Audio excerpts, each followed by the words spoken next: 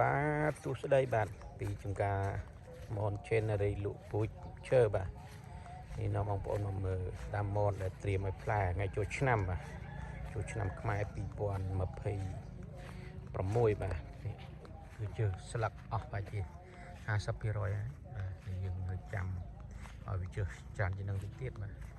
ដោយសារតែស្លឹកច្រើនយើងខ្ជិលបេះបាទប្រើពេលបេះច្រើនណាបាទ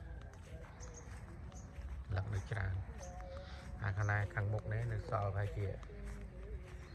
70%យើងជ្រើសអស់ហើយជា 30% ហើយច្រើនមែនយើងបេះមិនតិចនេះរាប់លានលឹកបាទច្រើនបាទអញ្ចឹងយើងទុកឲ្យវាជឿស្លឹកចង់អស់ហើយម្យ៉ាងទៀតយើងតដល់ថ្ងៃបងប្រហែលជាខ្ទង់ពាក់កណ្ដាលខែកុម្ភៈទៅជាកន្លះខែឬក៏20ថ្ងៃទៀតបាទយើងធ្វើការបេះស្លឹកណានេះបើប៉ុណ្ណេះបានប៉ុណ្ណេះវាអាចជានៅសល់វាជា20% 30% នេះប៉ុណ្ណេះអីនៅណែប៉េះនៅចង់សឹងតែ100%បាទច្រើនពុំលឹកខ្ចីបាទយើងទុកឲ្យស្លឹកក្រហមបាទបញ្ជាក់យើងអត់មានស្រោចទឹកទេពេលដំណាក់កាលនេះយើងអត់ស្រោចទឹកយើងផ្អាកការស្រោចទឹកបាទដើម្បីឲ្យវាស្លឹកចាស់ឡើងជ្រឹះណាបាទ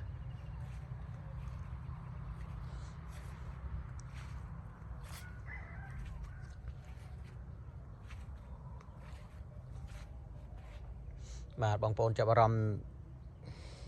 ផ្លែឬក៏ពូជទេយើងខ្ញុំមានបាទតាក់ទងតាមលេខទូរស័ព្ទបាទ089 22 35 52បាទបាទចង់កំងច្រើនក៏បានដែរយកទៅដាំច្រើនបាទក៏មានដែរបាទហើយទីតាំងទៅនៅភូមិសំរិទ្ធឃុំសម្បូរស្រុកប្រាសាទសម្បូរខេត្តកំពង់ធំបាទបើយើងមកពីកំពង់ធំបាទត្រូវចូលរមណីយដ្ឋានប្រាសាទសម្បូរព្រីគុករួចបានមកដល់ទីរួមស្រុកប្រាសាទសម្បូរបាទហើយជាប់នឹងឯងបាទភូមិហៅភូមិសំរិទ្ធជាប់នឹងភូមិសម្បូរទីរួមស្រុកប្រាសាទសម្បូរនឹងបាទ